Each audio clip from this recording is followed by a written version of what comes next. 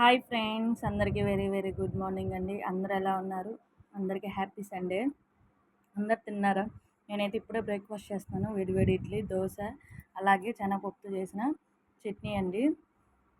Okay friends, మీరు ఎంతమందికి idli favourite లేదా దోశ ఫేవరెట్ కామెంట్ బాక్స్లో కామెంట్ చేయండి.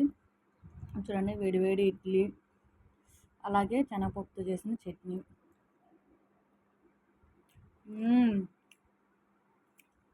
సూపర్ అంటే సూపర్ ఉందండి.